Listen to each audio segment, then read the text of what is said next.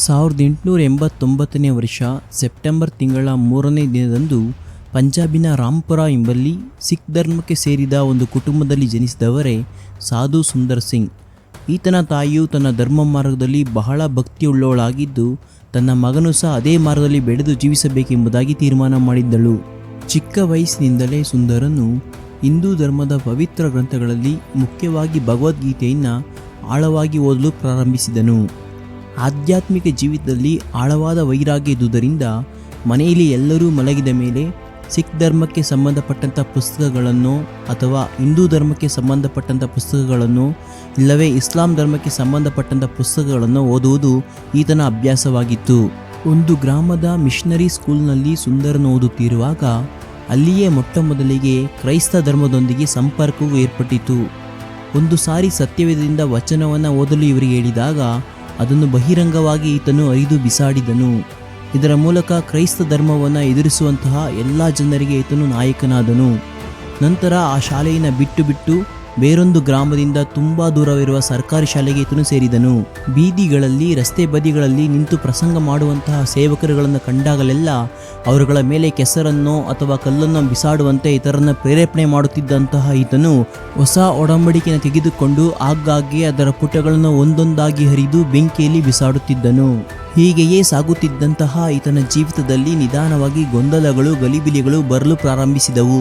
ತನ್ನ ತಾಯಿಯ ಮರಣದ ನಂತರ ನಿಜವಾದ ಮನಃಶಾಂತಿಯನ್ನು ಹೊಂದಿಕೊಳ್ಳುವುದು ಹೇಗೆ ಎಂಬುದಾಗಿ ತನ್ನನ್ನು ತಾನೇ ಪ್ರಶ್ನಿಸಿಕೊಂಡಂತಹ ಈತನು ಒಂದು ನಿಜವಾದ ಸಮಾಧಾನ ಕಂಡುಕೊಳ್ಳಬೇಕು, ಇಲ್ಲವಾದರೆ ರೈಲಿಗೆ ಸಿಕ್ಕಿ ಆತ್ಮಹತ್ಯೆ ಮಾಡಿಕೊಳ್ಳಬೇಕೆಂಬುದಾಗಿ ಒಂದು ದಿವಸ ದೃಢವಾಗಿ ತೀರ್ಮಾನ ಮಾಡಿಕೊಂಡನು. ಒಂದು ದಿನ ಮಧ್ಯರಾತ್ರಿಯ ಸಮಯದಲ್ಲಿ ನಿಜವಾದ ದೇವರು ಎಂಬುದಾಗಿರುವುದಾದರೆ ಆತನು ನನಗೆ ಕಾಣಿಸಿಕೊಳ್ಳಬೇಕು, ಇಲ್ಲದೆ ಹೋದರೆ ಬೆಳಗಿನ ಜಾವದಲ್ಲಿ 5 ಗಂಟೆಗೆ ಬರುವಂತಹ ಲೂಧಿಯಾನ್ ಎಕ್ಸ್ಪ್ರೆಸ್ ಟ್ರೈನ್ಗೆ ಬಿದ್ದು ಆತ್ಮಹತ್ಯೆ ಮಾಡಿಕೊಳ್ಳಬೇಕೆಂಬುದಾಗಿ ಅಂದುಕೊಂಡು, ಹಾಗೆಯೇ ಒಂದು ವೇಳೆ ಯಾವ ದೇವರು ತನಗೆ ದರ್ಶನ ಕೊಡುತ್ತಾನೋ ಆತನಿಗಾಗಿಯೇ ಜೀವಮಾನವೆಲ್ಲ ಬಾಳುವೆನು ಎಂಬುದಾಗಿ ತೀರ್ಮಾನ ಮಾಡಿಕೊಂಡನು. ಹೀಗೆ ಅಂದುಕೊಂಡು ಪ್ರಾರ್ಥಿಸಿದಾಗ ಆತನಿಗೆ ಯಾವ ದರ್ಶನವಾಗಲಿ ಅಥವಾ ಉತ್ತರವಾಗಲಿ ಸಿಗಲೇ ಇಲ್ಲ. ಇನ್ನೂ ಸ್ವಲ್ಪ ಹೊತ್ತಿನೊಳಗೆ ಲೂಧಿಯಾನ್ ಎಕ್ಸ್ಪ್ರೆಸ್ ಟ್ರೈನ್ ಆ ಮಾರ್ಗವಾಗಿ ಬರುವಂಥದ್ದಾಗಿತ್ತು. ಸಾಧು ತನ್ನ ತೀರ್ಮಾನದಲ್ಲಿ ದೃಢವಾಗಿದ್ದನು. ಆದರೆ ಅಷ್ಟರಲ್ಲಿ ಒಂದು ಅದ್ಭುತ ಆರಂಭವಾಯಿತು. ಪಕ್ಕನೆ ಒಂದು ಬೆಳಕಿನ ಕಿರಣವು ಆತನ ಕೊಠಡಿಯಲ್ಲಿ ಬೀರಲು ಪ್ರಾರಂಭಿಸಿ ನಂತರ ಅದು ಬೆಂಕಿಯ ಗೋಳವಾಗಿ ಮಾರ್ಪಟ್ಟು ದೊಡ್ಡದಾಯಿತು. ಸುಂದರನು ಭಯದಿಂದ ಆ ಗೋಳದ ಮಧ್ಯಭಾಗವನ್ನು ನೋಡಿದನು. ಆಗ ಅದರಲ್ಲಿ ಶಾಂತವಾದ ಕರುಣೆ ತುಂಬಿದ್ದಂತಹ ಪ್ರಕಾಶಮಾನವಾದ ಕ್ರೈಸ್ತರ ದೇವರಾದ ಯೇಸು ಕ್ರಿಸ್ತನ ಮುಖವು ಸ್ಪಷ್ಟವಾಗಿ ಕಾಣಿಸಿತು. ನೀನು ನನ್ನನ್ನು ಏಕೆ ಹಿಂಸೆಪಡಿಸುತ್ತೀ?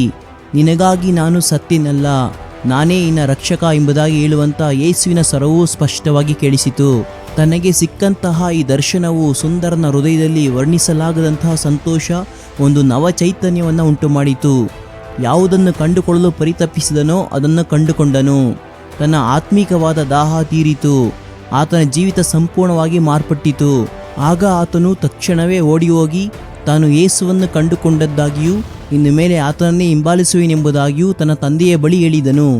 ಮೊದಲಿಗೆ ತಂದೆ ಅದನ್ನು ನಂಬಲಿಲ್ಲ. ನಂತರ ಕುಟುಂಬದವರೆಲ್ಲ ಆತನು ಕ್ರೈಸ್ತ ಮಾರ್ಗವನ್ನು ದೃಢವಾಗಿ ಹಿಂಬಾಲಿಸಿರುವುದನ್ನು ಕಂಡು ದಿಗ್ಭ್ರಮೆಗೊಳಗಾದರು. ಕ್ರೈಸ್ತ ಮಾರ್ಗವನ್ನು ಬಿಟ್ಟು ಬಿಡುವಂತೆ ತನ್ನ ತಂದೆಯಿಂದಲೂ ಕುಟುಂಬದವರಿಂದಲೂ ಎಷ್ಟೋ ಒತ್ತಾಯ ಉಂಟಾದಾಗಲೂ ತನಗೆ ಕ್ರಿಸ್ತನ ಮೇಲಿರುವ ನಂಬಿಕೆ ಹಾಗೂ ಪ್ರೀತಿಯಿಂದ ಈತನನ್ನು ಅಗಲಿಸಲು ಯಾರಿಂದಲೂ ಸಹ ಸಾಧ್ಯವಾಗಲಿಲ್ಲ. ಬಂಗಾರವನ್ನು, ಹಣವನ್ನು, ಆಸ್ತಿಯನ್ನು ತೋರಿಸಿ ಈತನಿಗೆ ಒತ್ತಾಯ ಮಾಡಲಾಯಿತು. ಆದರೆ ಈತನು ಯಾವುದಕ್ಕೂ ಜಗ್ಗಲಿಲ್ಲ. ಸುಂದರನು ತಮ್ಮ ಕಟ್ಟುಪಾಡುಗಳಿಗೆ ಒಳಗಾಗದೆ ಹೋದುದರಿಂದ ಆತನನ್ನು ತಮ್ಮ ಮನೆಯಿಂದಲೇ ಹೊರಗೆ ಓಡಿಸಿಬಿಟ್ಟರು. ಹಸಿವೆ ಬಾಯಾರಿಕೆಗಳಿಂದ ಬಳಲಿ ಹೋಗಿದ್ದಂತಹ ಈತನು ಯಾವುದೇ ಕಾರಣಕ್ಕೂ ಎಂಥ ಕಷ್ಟಗಳ ಮಧ್ಯದಲ್ಲಿಯೂ ಕ್ರಿಸ್ತನನ್ನು ಬಿಟ್ಟು ಹಿಂಜರಿಯಲೇ ಇಲ್ಲ. ನಂತರ ಅವರು ಮನೆಗೆ ಕರೆಸಿಕೊಂಡು ಯಾವ ಕಾರಣಕ್ಕೂ ಈತನನ್ನು ಮಾರ್ಪಡಿಸಲು ಸಾಧ್ಯವಿಲ್ಲ ಎಂಬುದಾಗಿ ಅರಿತುಕೊಂಡಾಗ ಅವರು ಈತನು ಸೇವಿಸುತ್ತಿದ್ದಂತಹ ಊಟದಲ್ಲಿ ವಿಷವನ್ನು ಹಾಕಿ ಅದನ್ನು ತಿನ್ನಲು ಕೊಟ್ಟು ಆತನನ್ನು ಮನೆಯಿಂದಲೇ ಓಡಿಸಿಬಿಟ್ಟರು.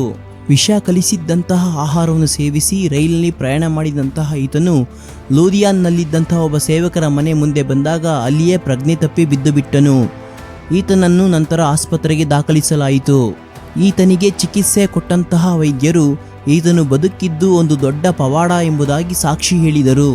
ನಂತರ ಅಲ್ಲಿದ್ದಂತಹ ಸೇವಕರುಗಳ ಜೊತೆ ಸೇರಿ ಆತ್ಮಿಕ ವಿಷಯಗಳ ಬಗ್ಗೆ, ಸತ್ಯವೇದದ ಬಗ್ಗೆ ಇನ್ನೂ ಆಳವಾಗಿ ಕಲಿತುಕೊಂಡನು.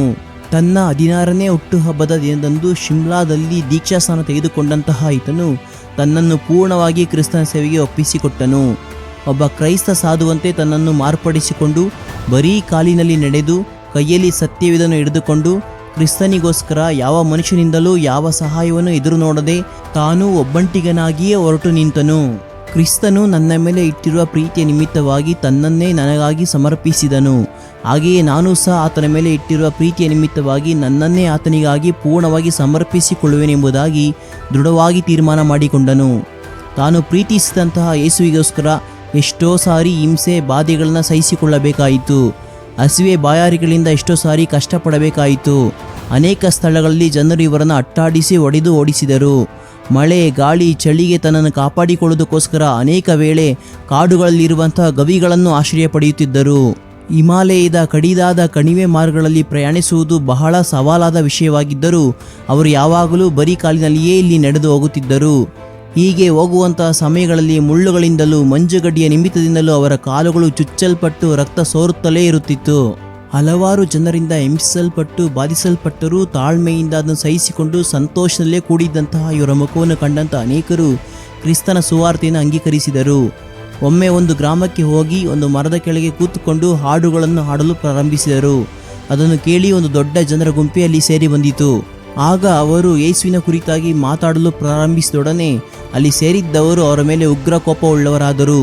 ಅಲ್ಲಿದ್ದ ಒಬ್ಬರು ಈತನ ಮೇಲೆ ಭಯಂಕರ ಕೋಪದಿಂದ ಆಕ್ರಮಣ ಮಾಡಿದಾಗ ಇವರು ಕೆಳಕ್ಕೆ ಬಿದ್ದು ಗಾಯ ಹೊಂದಿ ಕೈಗಳಿಂದಲೂ ಮೂಗಿಂದಲೂ ರಕ್ತ ಸುರಿಯಲಾರಂಭಿಸಿತು. ಆದರೂ ಇವರು ತಾಳ್ಮೆಯಿಂದ ಇದ್ದು ಅಲ್ಲಿ ಸೇರಿದ್ದ ಜನರ ಪಾಪ ಕ್ಷಮಾಪಣೆಗಾಗಿ ಪ್ರಾರ್ಥನೆ ಮಾಡಿ ತಿರುಗಿ ಯೇಸುವಿನ ಕುರಿತಾಗಿ ಹೇಳಲು ಪ್ರಾರಂಭ ಮಾಡಿದರು. ಇವರ ಈ ಸ್ವಭಾವವು ಇವರ ಮೇಲೆ ಆಕ್ರಮಣ ಮಾಡಿದಂತಹ ವ್ಯಕ್ತಿಯ ಮೇಲೆ ಬಲವಾದ ಪರಿಣಾಮ ಬೀರಿತು. ಕೂಡಲೇ ಆತನು ಕ್ರಿಸ್ತನನ್ನು ಅಂಗೀಕರಿಸಿಕೊಂಡನು. ಕ್ರಿಸ್ತನ ಬೆಳಕು ಮೂಡದಂತಹ ಎಲ್ಲ ಕತ್ತಲೆಯ ಸ್ಥಳಗಳಲ್ಲಿ ಇವರು ಬೆಳಕು ತೋರಿಸುವುದಕ್ಕಾಗಿ ಧೈರ್ಯವಾಗಿ ಮುಂದೆ ನಡೆಯುತ್ತಿದ್ದರು. ಹಲವಾರು ಬಾರಿ ಟಿಬೆಟ್ ದೇಶಕ್ಕೆ ಹೋದಂತಹ ಸುಂದರನು ಅಲ್ಲಿ ಒಂದು ಚಿಕ್ಕ ಪಟ್ಟಣದಲ್ಲಿ ಯೇಸು ಕ್ರಿಸ್ತನ ಬಗ್ಗೆ ಹೇಳುತ್ತಿದ್ದಾಗ ಅನ್ಯ ದೇಶದ ದೇವರುಗಳನ್ನು ಪ್ರಚಾರ ಮಾಡುತ್ತಿದ್ದಾನೆಂಬುದಾಗಿ ಹೇಳಿ ಅವರ ಮೇಲೆ ತಪ್ಪು ಹೊರಿಸಿ ಅವರನ್ನು ಸೆರೆ ಹಿಡಿಯಲಾಯಿತು.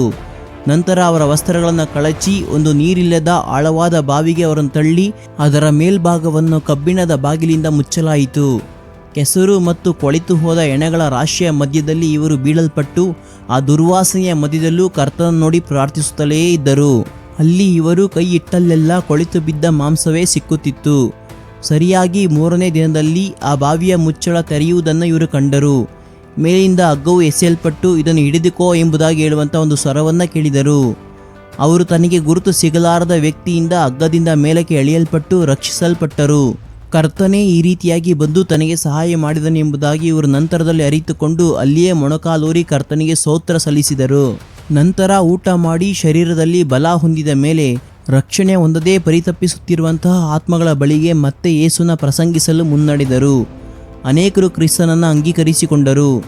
ಸಾಧು ಸುಂದರನ ದಿನಗಳಲ್ಲಿ ನೇಪಾಳದಲ್ಲಿ ಸುವಾರ್ತೆ ಸಾರಲು ತಡೆ ಮಾಡಲ್ಪಟ್ಟಿತ್ತು. ಆದರೂ ಸುಂದರನು ಅಲ್ಲಿ ಹೋಗಿ ಕ್ರಿಸ್ತನನ್ನು ಪ್ರಸಂಗ ಮಾಡಿದರು.